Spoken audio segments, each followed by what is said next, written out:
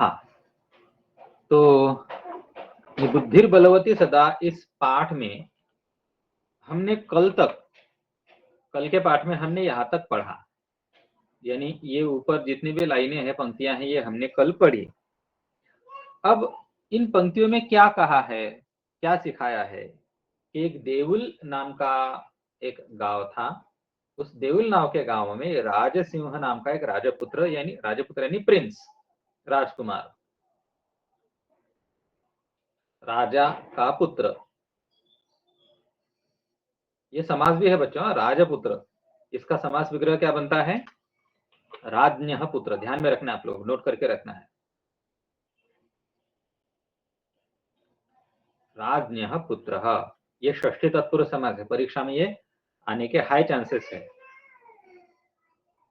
तो एक राजपुत्र यानी राजा का पुत्र रहता था, और उसकी एक भार्या, भार्या का समानार्थी शब्द है पत्नी, दारा। दारा भी कहते हैं, कलत्र भी कहते हैं पत्नी को संस्कृत में। और इंटरेस्टिंग बात यह है कि कलत्र शब्द नपुंसक है, तो ये कलत्रम ऐसा आता है, ये आपको ख्याल में रखना है। तो भार्या, भार्या यानी कौन? पत्नी। पत्नी का और समानार्थक शब्द दारा या फिर कलत्र। तो राजसिंह की पत्नी बुद्धिमती अपने 2 बच्चों के साथ अपने मायके जा रही थी, पिताजी के घर जा रहे थे, और रास्ते में उसको एक शेर दिखा।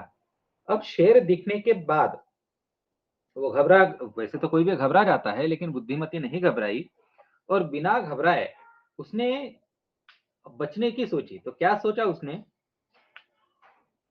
उसने अपने बच्चों को ही मारना शुरू किया, थप्पड़। और थप्पड़ मारते मारते फिर उसने क्या कहा, वो हम आज पढ़ेंगे। तो बुद्धिमती जोर से बोलने लगी, ये वाक्य उसने कहा, कथम एकैकशो व्याघ्र भक्षणाय कलहम कुरुथः अयमेकस्तावत् विभज्य भुज्यताम पश्चात अन्यो द्वितीयः कश्चिल्लक्षते। ऐसा उसने कहा। अब ये जो बात बुद्धिमती ने कही बहुत डरावनी बात थी। अब आप लोगों को संस्कृत में जब मैं समझाऊंगा तब समझ में आएंगी, पहले हिंदी में देखिए। तो बुद्धिमती जोर से ऐसे कहने लगी कि अरे मेरे बच्चों, इस शेर को खाने के लिए तुम क्यों झगड़ा कर रहे हो? अरे भी अभी एक है, तो इसको बांटो काटो और मिल बांट कर खाओ, फिर बाद में कोई दूसरा हम देख लेंगे। ऐसा बुद्धिमती ने कहा।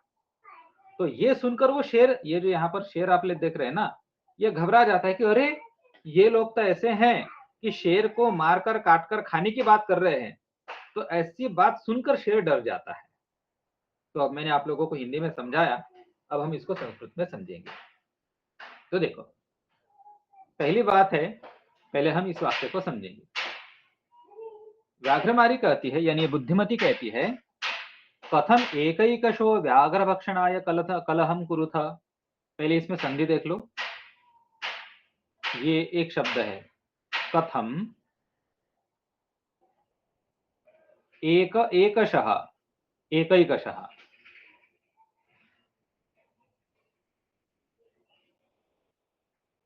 ऐसा शब्द है ये जो ओ बना है ना यहाँ पर, ये उत्व संधि के नियम से हुआ है। उत्व मैंने आप लोगों को समझाया है क्या चीज है।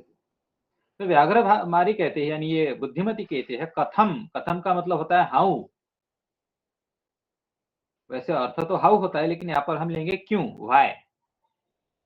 तो क्यों एकैकशः, एकैकशः यानी अकेले अकेले ही, व्याघ्र भक्षणाय, यहाँ पर भक्षण का मतलब होता है ईटिंग, और व्याघ्र भक्षण यानी बाघ का को खाना। तो बाघ को खाने के लिए, अब यहाँ पर चतुर्थी विभक्ति लगी है ना, भक्षणाय। देखो व्याघ्र, ओ सॉरी,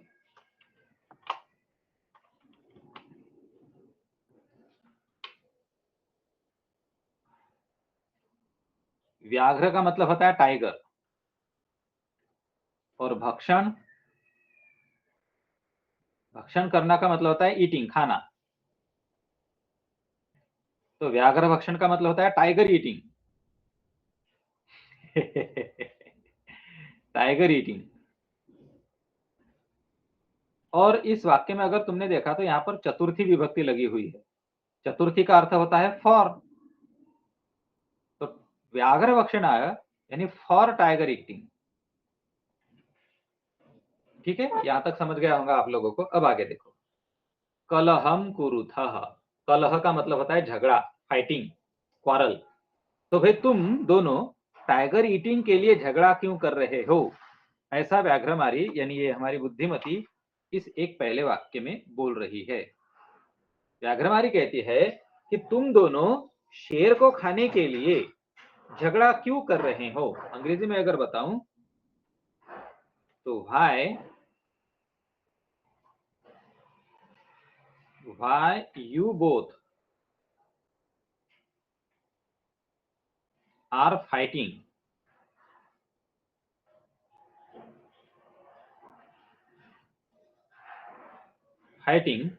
for tiger eating।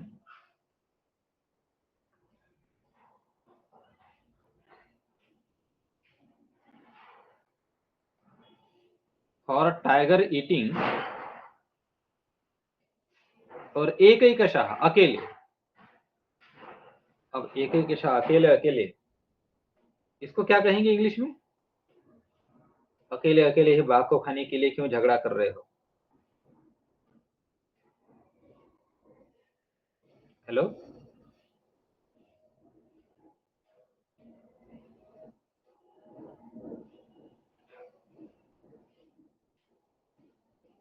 चलो अकेले अकेले ही ऐसे लिखता हूं, अकेले अकेले।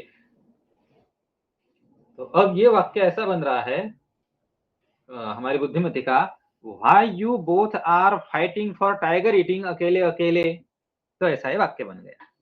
अब ये वाक्य मैंने आप लोगों को इतना विस्तार से क्यों समझाया, देखो एक एक करके हम इसको ले लेते।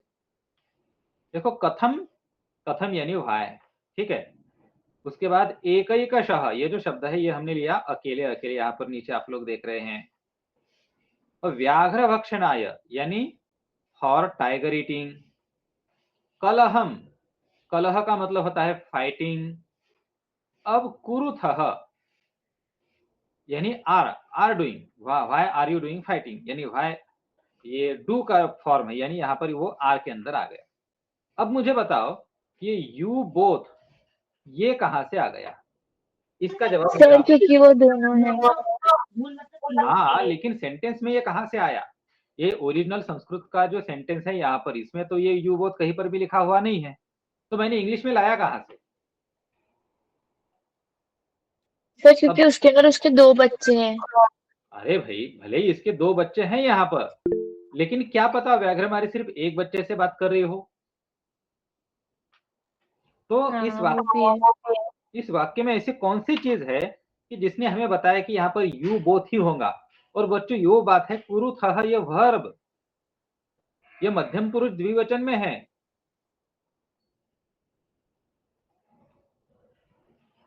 वो है ना करोषि, करोषि यानी त्वम करोषि, तुम अकेले करते हो। लेकिन जब बात आती है युवाम, तो युवाम कुरुथः, तुम दोनों करते हो।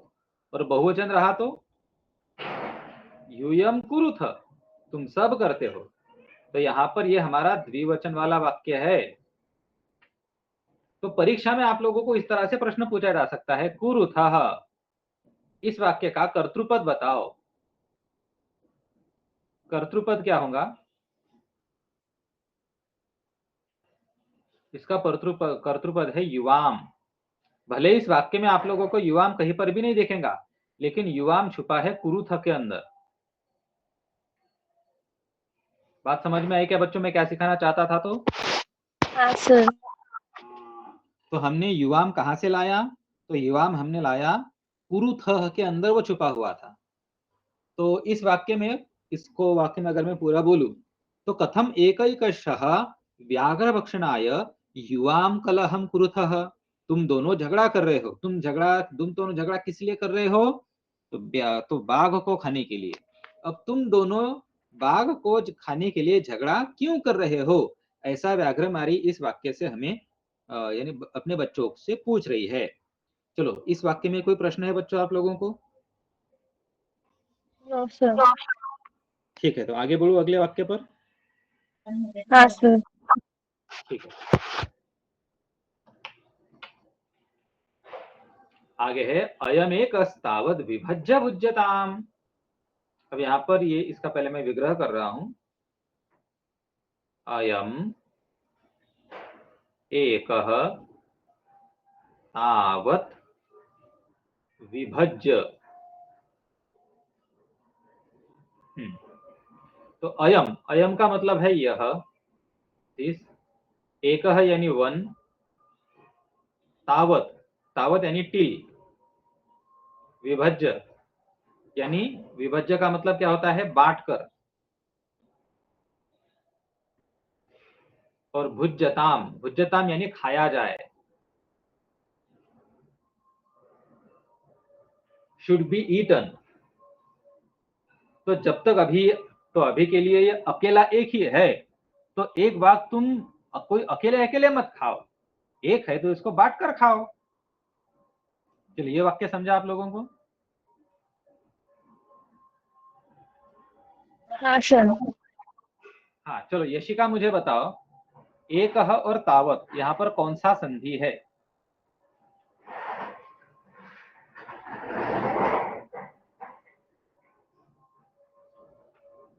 बताओ, विच संधि हियर?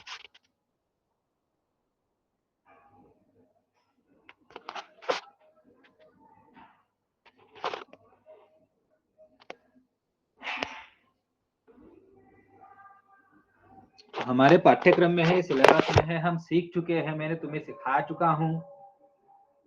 चलो प्रथा, भूमि, तुम में से कोई बताओ। ये सत्व संधि है विसर्ग की, विसर्ग से स्थाने स, एकः तावत का एकस तावत ऐसा हुआ है, यस और सर। ये जश्व भी है। चलो, और फिर बुद्धिमती आगे कहती है पश्चात, पश्चात यानी लेटर, बाद में। अन्यः द्वितीयः, अन्यः द्वितीय यानी अनदर सेकंड, कोई दूसरा। कश्चित लक्ष्यते, लक्ष्यते विल सी। वैसे यहाँ पर फ्यूचर टेंस नहीं है, पैसिव वॉइस है, लेकिन फिर भी इसका रेफरेंस के अकॉर्डिंग यही अर्थ हम लेंगे। तो बाद में हम किसी दूसरे बाघ को देखेंगे, अभी एक है तो बांट कर खाओ, और बाद में हम देखेंगे किसी दूसरे बाघ को। समझा बेटा? हाँ सर। सर एक बार एक डाउट है।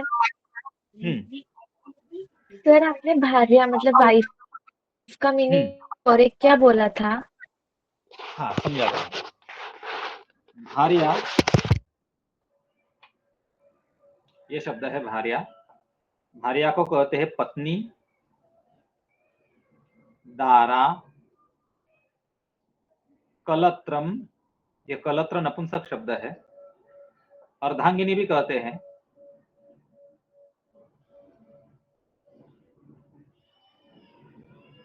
कामिनी भी कहते हैं, बहुत सारे शब्द हैं। ये ढारा नहीं है, दारा है। Okay sir. हाँ, वो ढारा दिख रहा था पहले। चलो, तो आज के लिए मुझे लगता है इतना ठीक है, हम यहाँ पर रुकेंगे और बाद में कल देखेंगे। ठीक है बच्चों? Okay sir.